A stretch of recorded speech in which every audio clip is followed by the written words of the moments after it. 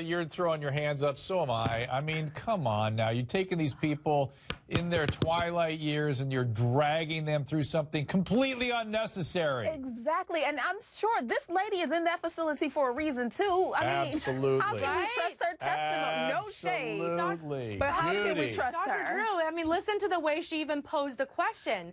The way she posed that question was confirmatory. You heard sexual noises, didn't you? If somebody's mental capacities are even slightly impaired, you're going to be more susceptible. They're like children in that way. Absolutely. Of course, we're talking about a 78-year-old man on trial for raping his own wife because she had dementia. Case is now with the jury.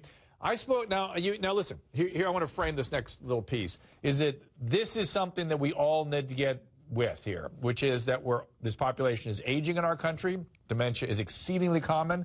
Tens of millions of us will have this thing. We need to maybe become explicit in our directives to physician about what it is we want. Bobby Christina brings up a whole other set of issues. We need to get explicit early in life so we don't end up with family members keeping us in a vegetative state if we don't want that. Right. And the same thing is true of this. If we want to be able to maintain a quality of life that includes us making choices if we have dementia about what we eat for dinner and whether we have relations with our spouse, we need to specify that. Because of cases like this, I think it's kind of unnecessary. The nursing homes are beginning to deal with this, and I spoke to a gentleman who runs a nursing home in New York who has been dealing with this and has come up with criteria. Take a listen.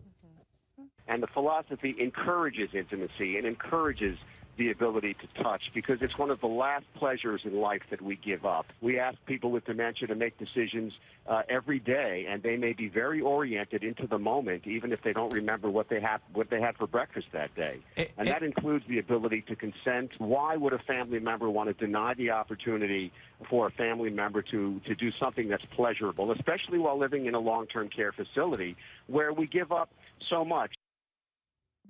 Controlman, I want you to give me the name of that facility that gentleman works for. I so appreciate the Hebrew Home for the Aged in Riverdale. That's the chief administrator there. But Lonnie, this is my point. So here's a guy that's working with this issue. He's coming to solutions. He could set the standards. We could begin as a medical system, begin to adopt some of these standards. Yeah. Do we have to ruin people's lives by putting them in the courtroom? Well, you know, that's a good question, because Dr. Drew, that man himself says, I've been working on these issues for 20 years, and nobody else is listening to me. They are listening to them. It takes time for standards to develop. They don't happen overnight. By the way, when they do happen overnight, they're always no good, because they have to be sort of tried on for size and worked through. Judy, I see you reacting to that. You agree with me on this, right? Absolutely, Dr. Drew, and you're right. We don't have one set of standards, but lots of people have been working on developing standards. And guess what? Right. And guess what? One of the most common things that everybody says who are developing these standards, whether it's researchers or clinicians, is that one part of this decision-making has to be consistent with the values of the person who is ill. So whatever you knew their prior values are. So back to this case. Yeah. This wife and this husband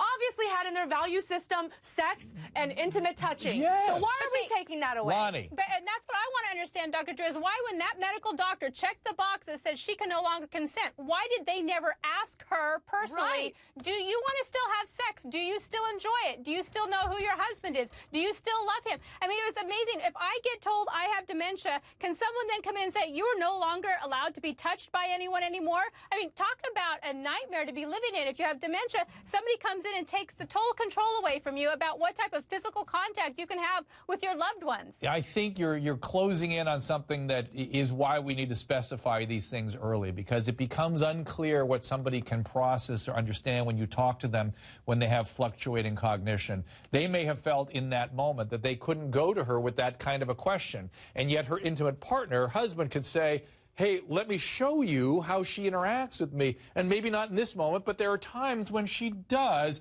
And I feel as though this is something that we have done and that she wants. And it's not up to a guy in an office just going, no, she'll be unable to do so.